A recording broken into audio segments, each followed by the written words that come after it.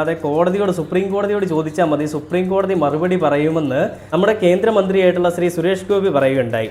അതിനെപ്പറ്റി യാതൊരുവിധ വാക്കും കമാന്നൊരക്ഷരം പോലും മിണ്ടാത്ത സംഘമിത്രങ്ങളാണ് ഈ വേടനെതിരെ ഒരു പരാമർശം വന്നപ്പോൾ കോടതി വേടനെതിരെ വന്നിരിക്കുന്ന ഈ വാദങ്ങളെല്ലാം തള്ളിക്കൊണ്ട് സംസാരിച്ചപ്പോൾ ആ കോടതിയെ കുറ്റം പറഞ്ഞുകൊണ്ട് സംസാരിക്കുന്നത്. കോടതി ചില കമൻറ്റുകൾ പറഞ്ഞ് കയ്യടി മേടിക്കുന്നു എന്ന് പറഞ്ഞുകൊണ്ടൊരു പുതിയൊരാളും രംഗത്തേക്ക് വന്നിട്ടുണ്ട്. അത് നമുക്ക് ചർച്ച ചെയ്യാം.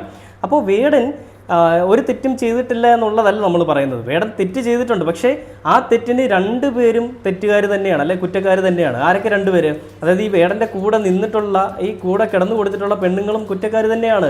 വേടൻ ഒളിവിലേക്ക് പോകുന്നതിന് മുൻപ് തന്നെ വേടൻ പറയുകയുണ്ടായി, രണ്ടുപേരുടെ സമ്മതപ്രകാരമാണ് ഈ ഒരു ശാരീരിക ബന്ധം നടന്നത്. അതുകൊണ്ട് തന്നെയും രണ്ടുപേരും എൻ്റെ കയ്യിൽ നിന്ന് ഇപ്പോൾ പണം തട്ടാൻ വേണ്ടിയിട്ടാണ് ഇവർ ഈ സംസാരം അല്ലെങ്കിൽ ഈ ഒരു വിഷയമായിട്ട് മുന്നിലേക്ക് വന്നിരിക്കുന്ന വേടൻ പറയുകയുണ്ടായി. വേടൻ തള്ളിക്കളഞ്ഞിട്ടില്ല, വേടൻ ഉള്ള കാര്യം ഉള്ളതുപോലെ പറഞ്ഞിട്ടുണ്ട്. എന്നിട്ടും സംഘികൾക്ക് ഭയങ്കരമായിട്ടുള്ള കുരുപൊട്ടലും ഭയങ്കരമായിട്ടുള്ള വിഷയമായിരുന്നു. വേടനെ എങ്ങനെയെങ്കിലും കൂട്ടിലാക്കണം, വേടൻ്റെ പരിപാടി